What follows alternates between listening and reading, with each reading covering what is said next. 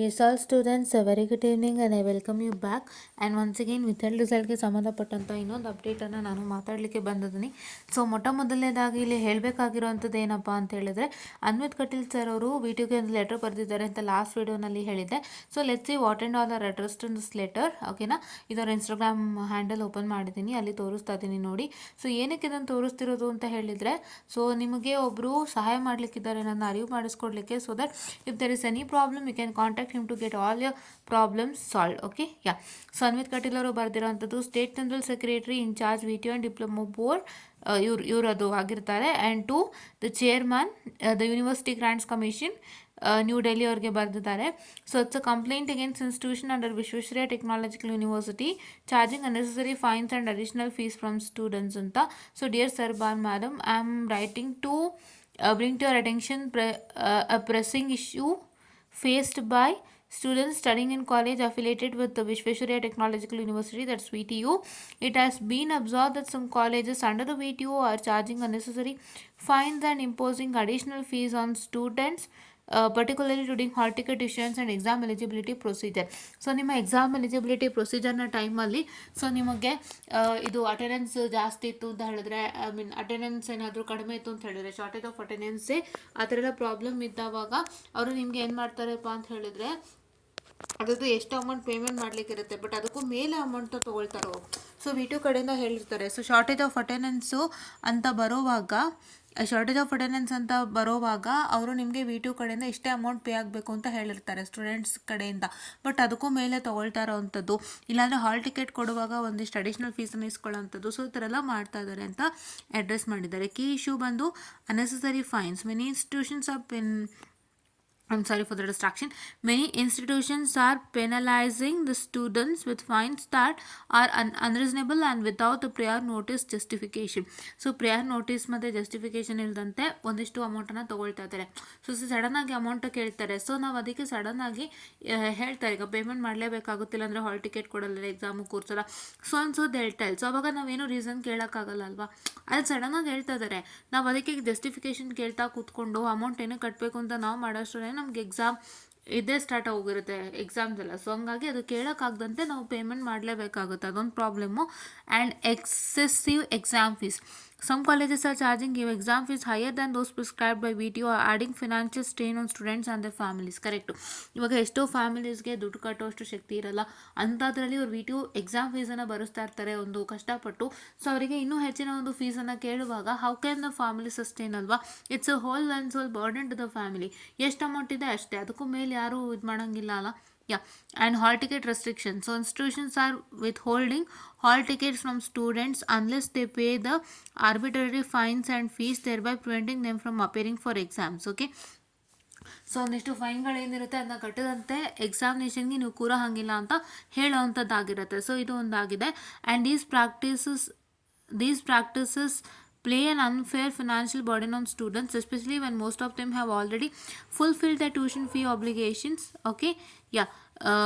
Such actions not only exploit students but also undermine the fundamental purpose of educational institutions, which is to impart knowledge and promote holistic development. Okay, yeah. And I have compiled detailed reports and evidence regarding these malpractices from multiple colleges under VTU, which I am willing to share upon request. Requested actions are: initiate the institution affiliated with VTU engaging these unethical practices, and mandate strict guidelines to prevent the imposition of unnecessary fine and fees, and ensure transparency in fee structure and accountability for violation, and impose penalties to take disciplinary action against the institution found guilty of such practices. ಅಂದರೆ ಈ institution ಬಗ್ಗೆ ಎಲ್ಲ investigation ಮಾಡಿ ಅವ್ರು ಹೇಗೆ ದುಡ್ಡು collect ಮಾಡ್ತಿದ್ದಾರೆ, ಯಾವ್ಯಾವ ವಿಷಯದಲ್ಲಿ ಎಕ್ಸೆಸ್ ಅಮೌಂಟ್ನ ಕಲೆಕ್ಟ್ ಮಾಡ್ತಿದ್ದಾರೆ, ಇದನ್ನೆಲ್ಲ ತಿಳ್ಕೊಂಡು ಅದಕ್ಕೆ ಒಂದು ಪರಿಹಾರ ಕೊಡುವಂಥದ್ದನ್ನು ಮಾಡೋವಂಥದ್ದಕ್ಕೆ ರಿಕ್ವೆಸ್ಟನ್ನು ಮಾಡ್ಕೊಂಡಿದ್ದಾರೆ. ಓಕೆನಾ. ಸೊ ಫಸ್ಟು ಮೇಯ್ನಾಗಿ ಅಕೌಂಟಬಿಲಿಟಿ ಮತ್ತು ಫೀಸ್ ಸ್ಟ್ರಕ್ಚರಲ್ಲಿ ಟ್ರಾನ್ಸ್ಪರೆನ್ಸಿ ಇರಬೇಕು, ಅದೊಂದನ್ನು ಕೇಳ್ಕೊಳ್ಳೋವಂಥದ್ದು. ಆ್ಯಂಡ್ ಈ ಇಂಪೋಸಿಷನ್ ಪ್ರಿವೆಂಟ್ ಮಾಡಲಿಕ್ಕೆ ಒಂದು ಸ್ಟ್ರಿಕ್ಟ್ ಗೈಡ್ಲೈನ್ಸನ್ನು ಮಾಡೋವಂಥದ್ದು ಮಾಡಬೇಕಾಗುತ್ತೆ. ಸೊ ಇದನ್ನೆಲ್ಲನೂ ಅವ್ರು ಏನು ಮಾಡಿದ್ದಾರಪ್ಪ ಅಂತ ಹೇಳಿದ್ರೆ ಕೇಳ್ಕೊಂಡಿರೋವಂಥದ್ದು. I am sorry for the distraction. Requested actions ಏನೇನಿದೆ ಇದನ್ನೆಲ್ಲ ಕೇಳ್ತಾ ಇದ್ದಾರೆ. So that means at end he tells that educational institutions must prioritise the welfare of students or profit making motives. Essentially urge the UGC to take immediate and stringent action to safeguard students from such exploitation. And thank you for the attention to this matter. I remain available for any further clarification and support regarding this issue. So ಈ ಒಂದು ಇಶ್ಯೂನ ಒಂದು ದೊಡ್ಡ ಮಟ್ಟದಲ್ಲಿ Anvith Kateel sir ತೆಗೆದುಕೊಂಡು ಹೋಗ್ತಾ ಇದ್ದಾರೆ, ಅನ್ವಿತ್ ಕಟೀಲ್ ಅಣ್ಣ ತೆಗೆದುಕೊಂಡು ಹೋಗ್ತಾ ಇದ್ದಾರೆ. ಸೊ ಹಾಗಾಗಿ ನನ್ನೊಂದು ಸಣ್ಣ ರಿಕ್ವೆಸ್ಟ್ ಏನು ಅಂದರೆ, ನಿಮ್ಮ ಏನೇ ಪ್ರಾಬ್ಲಮ್ ಇದ್ರೂ ಅವ್ರಿಗೆ ಹಂಚ್ಕೊಳ್ಳಿ. ಬಿಕಾಸ್ ಇವಾಗ ವಿತೌಟ್ ರಿಸಲ್ಟಲ್ಲಿ ಆಗಿರೋಂಥ ಪ್ರಾಬ್ಲಮ್ಸ್ಗಳಾಗಿರ್ಬೋದು, ಅಥವಾ ಎಕ್ಸಾಮಿನೇಷನ್ ಟೈಮಲ್ಲಿ ನೀವು ಆ ಫೀಸ್ ಕಟ್ಟಿಲ್ಲ, ಈ ಪೆನಾಲ್ಟಿ ಕಟ್ಟಿಲ್ಲ ಅಂದರೆ ನಿಮ್ಮನ್ನ ಎಕ್ಸಾಮಿಗೆ ಕೂರಿಸಲ್ಲ, ಹಾಲ್ ಟಿಕೆಟ್ ಕೊಡಲ್ಲ ಅಂತ ಹೇಳೋವಂಥದ್ದು, ಇಲ್ಲ ನಿಮ್ಮ ಒಂದು ಏನಂತ ಹೇಳ್ತಾರೆ ಲೇಟ್ ಇದು ಏನಂತ ಹೇಳ್ತಾರೆ ಅಟೆಂಡೆನ್ಸ್, ಶಾರ್ಟೇಜ್ ಆಫ್ ಅಟೆಂಡೆನ್ಸ್ದು ಫೀ ಎಷ್ಟಿರುತ್ತೆ ಅದನ್ನು ಸ್ವಲ್ಪ ಇವರು ಜಾಸ್ತಿ ಕಲೆಕ್ಟ್ ಮಾಡ್ಕೊಳ್ಳೋ ಅಂಥದ್ದು. ಸೊ ಈ ಥರ ಎಲ್ಲ ಸಣ್ಣ ಪುಟ್ಟದಾಗ್ತಾ ಇರುತ್ತೆ. ಸೊ ಇದರದ್ದೆಲ್ಲ ಪ್ರಾಬ್ಲಮ್ನು ಕೂಡ ಅವರು ಸೊಲ್ಯೂಷನನ್ನು ಕೊಡ್ತಾ ಇದ್ದಾರೆ. ಸೊ ನಿಮ್ಮ ಕಾಲೇಜ್ನಲ್ಲಿ ಏನಾದ್ರು ಈ ಥರ ಪ್ರಾಬ್ಲಮ್ಗಳಿತ್ತು ಅಂದರೆ ದಯವಿಟ್ಟು ಹಂಚ್ಕೊಳ್ಳಿ, ಡೋಂಟ್ ಹೆಸಿಟೇಟ್. ಇವಾಗ ನೋಡಿ, ಇಷ್ಟು ಮಲ್ಟಿಪಲ್ ಕಾಲೇಜಸ್ನವ್ರು ಏನು ಮಾಡಿದ್ದಾರೆ, ಡಾಕ್ಯುಮೆಂಟ್ಸ್ ಕೊಟ್ಟಿದ್ದಾರೆ. ಅವರಲ್ಲಿ ಹೇಳ್ತಿದ್ದಾರೆ, have compiled detailed report and evidence regarding the small practices from multiple colleges under VTU. So ಈ ಮಾಲ್ ಪ್ರಾಕ್ಟೀಸ್ಗಳ ಡೀಟೇಲ್ಸನ್ನು ಅವರು UGC ಕೊಡ್ತಾ ಇದ್ದಾರೆ. ಅಂದರೆ ಅವ್ರು ಧೈರ್ಯವಾಗಿ ಆಗ್ತಾ ಇರೋಂಥ ಸಮಸ್ಯೆಗೆ ಸಂಬಂಧಪಟ್ಟಂಥ ಒಂದು ಪ್ರೂಫ್ಗಳಾಗಿರ್ಬೋದು ಹೇಳೋದಲ್ಲದೆ, ಸಮಸ್ಯೆಗಳನ್ನ ಹೇಳೋದಲ್ಲದೆ ಅದಕ್ಕೆ ಸಂಬಂಧಪಟ್ಟ ಒಂದಿಷ್ಟು ಪ್ರೂಫ್ಗಳನ್ನು ಕೂಡ ಕೊಡ್ತಾ ಇದ್ದಾರೆ ಕಾಲೇಜ್ ಸ್ಟೂಡೆಂಟ್ಸ್ ಅಂತ ಹೇಳಿದರೆ. So then you also must be that much courageous to share things ಅಲ್ವಾ. ಬಿಕಾಸ್ ನಿಮ್ಗೆ ಒಬ್ಬರ ಕಡೆಯಿಂದ ಪರಿಹಾರ ಸಿಗ್ತಾ ಇದೆ ಅಂದರೆ ನೀವು ಅದನ್ನೆಲ್ಲ ಮಾಡೋದ್ರಲ್ಲಿ ಯಾವ ತಪ್ಪೂ ಇಲ್ಲ. ನಿಮ್ಮ ಸಮಸ್ಯೆನ ಒಬ್ಬ ನಾಯಕನ ಹತ್ರ ಹೇಳ್ತಿದ್ದೀರಿ, ಅವ್ರು ನಿಮಗೆ ಪರಿಹಾರ ಕೊಡ್ತಾ ಇದ್ದಾರೆ. ಸೊ ಹಾಗಾಗಿ you can tell what is the problem with you all in the college. ಏನೋ ತೊಂದರೆ ಆಗ್ತಿದೆ ಅಂದರೆ ನೀವು ಹೇಳ್ಕೋಬೋದು, ಅದಕ್ಕೆ ಸಂಬಂಧಪಟ್ಟಂಥ ದಾಖಲಾತಿಗಳನ್ನ ನೀವು ಕೊಡ್ಬೋದು. ಅದನ್ನು ಅವರು ಖಂಡಿತವಾಗ್ಲೂ ಇಟ್ಕೊಂಡು ನಿಮಗೆ ಒಂದು ನ್ಯಾಯವನ್ನು ಒದಗಿಸ್ಕೊಡ್ತಾರೆ. ಸೊ ಹಾಗಾಗಿ ನಾನು ಈ ವಿಡಿಯೋನ ಮಾಡ್ತಾ ಇರೋವಂಥದ್ದು, ಓಕೆನಾ. ಸೊ ಇದನ್ನು ನೋಡ್ಕೊಳ್ಳಿ ಎಲ್ಲರೂ. ನೋಡಿ, ಈ ಥರ ಒಂದು ಲೆಟರ್ನ ಬರೆದು ಕೊಟ್ಟಿದ್ದಾರೆ. So everything is for our good and welfare ಅಂತ ಹೇಳ್ತಾ, ದಯವಿಟ್ಟು ನಿಮ್ಗೆ ಏನೇ ಸಮಸ್ಯೆ ಇದ್ರೂ ಶೇರ್ ಮಾಡ್ಕೊಳ್ಳಿ ಅನ್ವಿತ್ ಕಟೀಲ್ ಅಣ್ಣ ಹತ್ರ. ನನ್ನ ಗ್ರೂಪ್ನಲ್ಲಿ ಫೋಟೋನ ಶೇರ್ ಮಾಡ್ತೀನಿ. ನನ್ನ ಗ್ರೂಪ್ನಲ್ಲಿ ನಂಬರ್ ಕೂಡ ಇದೆ ಅನ್ವಿತ್ ಕಟೀಲ್ ಅಣ್ಣದು. ಸುಮಾರು ಜನ ನಂಬರ್ನ ಸೇವ್ ಮಾಡಿ ಇಟ್ಕೊಂಡಿದ್ದಾರೆ. ನೀವು ಆದಷ್ಟು ಬೇಗ ಸೇವ್ ಮಾಡಿ ಇಟ್ಕೊಂಡು ನಿಮ್ಮ ಸಮಸ್ಯೆಗಳಿಗೆ ಪರಿಹಾರ ಕಂಡುಕೊಳ್ಳಿ.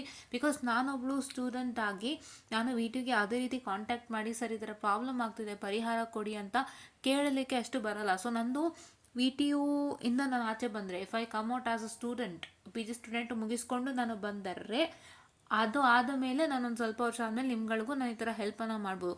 But currently as a student I can't do all this because ಒಂದಿಷ್ಟು ಪ್ರೊಸೀಜರ್ಗಳಿಗೆ ನಾವು ಸೈನ್ ಮಾಡಿರೋದ್ರಿಂದ. ಸೊ ಹಾಗಾಗಿ ನಾವು ಅದನ್ನು ಮಾಡಲಿಕ್ಕೆ ಆಗೋದಿಲ್ಲ. ಸೊ ನಾವು PGಯಲ್ಲಿ ಇರಬೇಕಾದ್ರೆ ಎಲ್ಲೂ ವರ್ಕ್ ಮಾಡಬಾರ್ದು ಅಂತ ಸೈನ್ ಮಾಡಿಸ್ಕೊಂಡಿರೋ ಕಾರಣ, ಇದು ವರ್ಕಿಗೆ ಬರುತ್ತೋ ಇಲ್ವೋ ಗೊತ್ತಿಲ್ಲ ಯೂಟ್ಯೂಬ್, ಬಟ್ ಆದರೂ ನಾನು ಒಂದು ಸೈನನ್ನು ಮಾಡಿದ್ದೀನಿ. ಆ್ಯಂಡ್ ಇದನ್ನು ನಾನು ಯಾರಿಗೂ ಗೊತ್ತಾಗ್ದಂತೆ ಕೂಡ ನಡೆಸ್ಕೊಂಡು ಹೋಗ್ತಾ ಇದ್ದೀನಿ. ಸೊ ಹಾಗಾಗಿ ನಾನು ಒಂದಿಷ್ಟು ಸಣ್ಣ ಪುಟ್ಟ ಸಹಾಯಗಳನ್ನ ನಿಮಗೆ ಒಂದು ಸ್ವಲ್ಪ ತಿಂಗಳು ಕೂಡ ಅಥವಾ ಒಂದು ವರ್ಷ ಆದಮೇಲೆ ನಾನು ಇದೇ ಥರ ಶುರು ಮಾಡ್ಬೋದು. ಬಟ್ ಇವಾಗ ನಿಮಗೆ ಸಮಸ್ಯೆಗಳಾದಾಗ ನನ್ನ ಕಡೆಯಿಂದ ಏನಾದರೂ ಒಂದು ಹೆಲ್ಪ್ ಆಗಬೇಕು. ಸೊ ಈ ಥರ ಒಬ್ಬರು ಸಹಾಯ ಮಾಡೋರನ್ನ ಪರಿಚಯ ಮಾಡಿಕೊಟ್ರೆ ಅಟ್ಲೀಸ್ಟ್ ಹೊಸೊಬ್ರಿಗೆ ಯೂಸ್ ಆಗುತ್ತೆ. ಬಿಕಾಸ್ ಹೊಸದಾಗಿ ಬೀಗ ಬರೋರಿಗೆಲ್ಲ ಐಡಿಯಾ ಇರಲ್ಲ.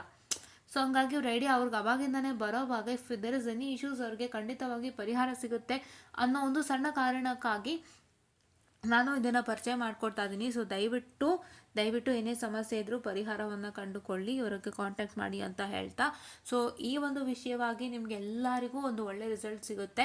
Because main thing money guys. ದೊಡ್ಡ ಶ್ರೀಮಂತರೇನೋ ಲಕ್ಷ ಕೋಟಿನೋ ಏನೋ ಕೊಡ್ತಾರೆ, ಬಟ್ ಒಂದು ಬಡ ಕುಟುಂಬದಿಂದ ಬಂದವರಿಗೆ ಇವರಿಷ್ಟು ಸ್ಟ್ರೆಸ್ಸನ್ನು ಹಾಕಿದ್ರೆ ಯಾವ ಥರ ಆಗುತ್ತೆ ಹೇಳಿ.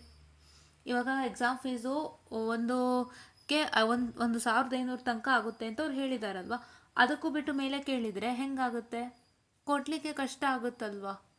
ಸೊ ಒಂದು ಬಡ ಫ್ಯಾಮಿಲಿಗೆ ಕೊಡಲಿಕ್ಕೆ ಕಷ್ಟ ಆಗುತ್ತೆ. ಈಗ ಆಲ್ರೆಡಿ ನೀವು ನಾನು I was watching TKTC engineers on Instagram, ಅವಾಗ 5,000 ಎಕ್ಸಾಮ್ ಫೀ ಅಂತ ಏನು ಹೇಳಿದ್ರಲ್ಲ.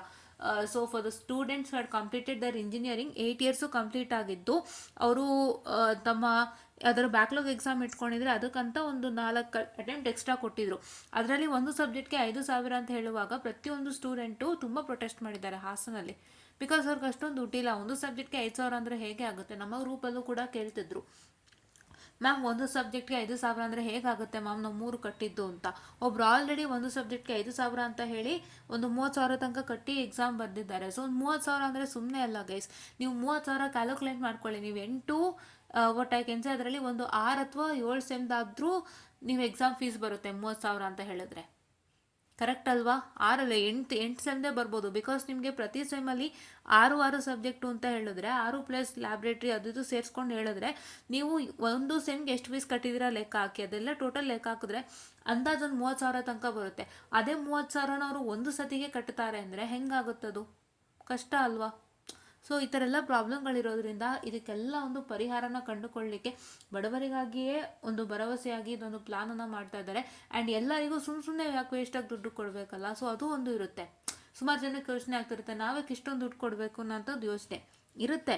ಬಟ್ ಆದ್ರೂ ಒಂದು ಒಳ್ಳೆ ಕಾರ್ಯಕ್ಕೆ ಹೆಚ್ಚಿನ ದುಡ್ಡು ಕೊಟ್ಟರೆ ಓಕೆ, ಈ ಥರದ್ದು ಕೊಡುವಾಗ ಸೊ ಇದೆಲ್ಲ ಯೋಚನೆಗಳೇ ಬರುತ್ತೆ ಅಲ್ವಾ. ಸೊ ಹಾಗಾಗಿ ಅವರು ಎಲ್ಲರಿಗೂ ಮನೆಯಲ್ಲಿ ಯಾವುದೇ ಒಂದು ತೊಂದರೆ ಆಗದಂತೆ ಅಮೌಂಟನ್ನು ನೀಟಾಗಿ ಅವ್ರಿಗೆ ಟ್ರಾನ್ಸ್ಫರ್ ಆಗಬೇಕು. ಅದು ಪ್ರಾಪರ್ ಎಷ್ಟು ಅಮೌಂಟ್ ಹೇಳಿದಾರೆ ಅಷ್ಟು ಟ್ರಾನ್ಸ್ಫರ್ ಆಗಬೇಕು ಅನ್ನೋ ಥರದ್ದು ಒಂದು ವಿಷಯವನ್ನು ಮಂಡಿಸ್ತಾ ಈ ಒಂದು ಲೆಟ್ರನ್ನ UGCಗೆ ಕೊಟ್ಟಿದ್ದಾರೆ. ಸೊ ಇವರಿಗೆ ಒಂದು ಹ್ಯಾಟ್ಸ್ ಆಫ್ ಆ್ಯಂಡ್ ಸಲ್ಯೂಟ್ ಅಂತ ಹೇಳ್ತಾ, I just find up the short session students and ದಯವಿಟ್ಟು ಇದನ್ನ ವಾಚ್ ಮಾಡಿ, ಎಲ್ಲರಿಗೂ ಶೇರ್ ಮಾಡಿ. ಇವರ insta ID Anvith Kateel and ಇವರ ಟ್ವಿಟರ್ ಫೇಸ್ಬುಕ್ ಎಲ್ಲ ಸೇಮ್ ಇದೆ.